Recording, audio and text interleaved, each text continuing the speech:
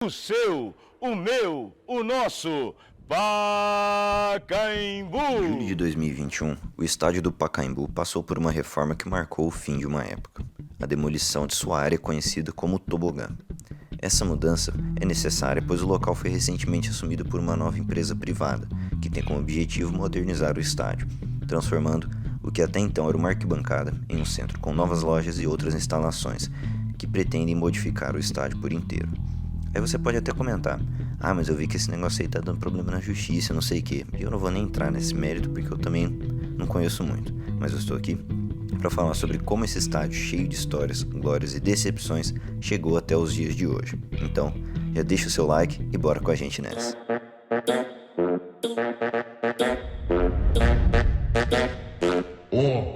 Tá calor.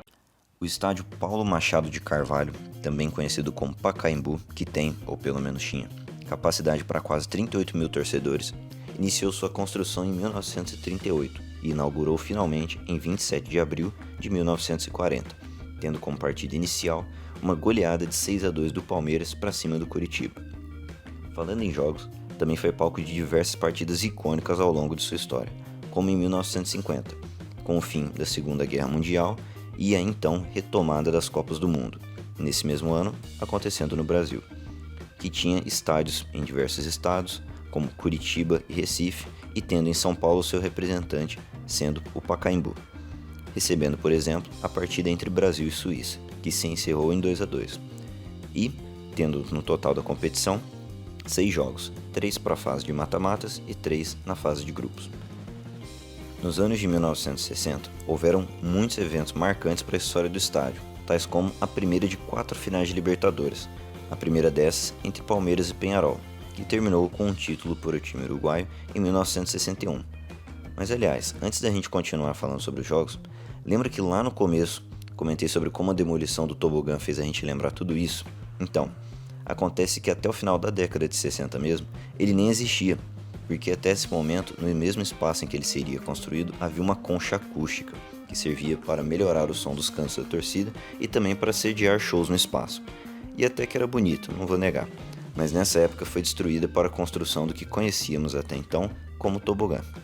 Dando um salto agora até os anos 2000, tivemos a segunda final de Libertadores no local, dessa vez entre São Caetano e Olímpia,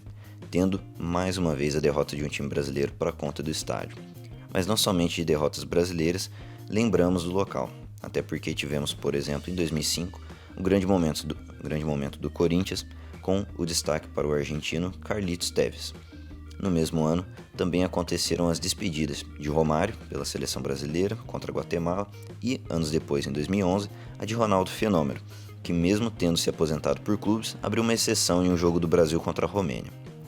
Além de outras 2 finais de Libertadores, essas mais memoráveis para os brasileiros, como o inesquecível time do Santos dos Meninos da Vila, tendo Neymar como referência, e uma das partidas da final entre Santos e Peñarol, mais uma vez o Peñarol, acontecendo aqui no Pacaembu, só que agora com o triunfo dos brasileiros.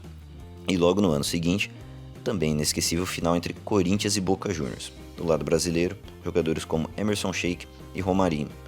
e do outro lado, os comandados de Riquelme, que, no fim das contas, deu melhor para o time brasileiro e levou o clube até a glória máxima do futebol mundial. Por último, e nem por isso menos importante, também tivemos em 2008 a inauguração do Museu do Futebol dentro das acomodações do estádio, que retratam a história do futebol no Brasil, desde a sua chegada até títulos e diversos momentos memoráveis do futebol no Brasil e permanece em funcionamento até hoje. Por esse vídeo é isso, agradeço a vocês terem assistido até aqui, então não se deixe de se inscrever, deixar seu like favorito e comentar aqui também outros momentos icônicos que você lembra do estádio, e a gente se vê no próximo vídeo. Valeu!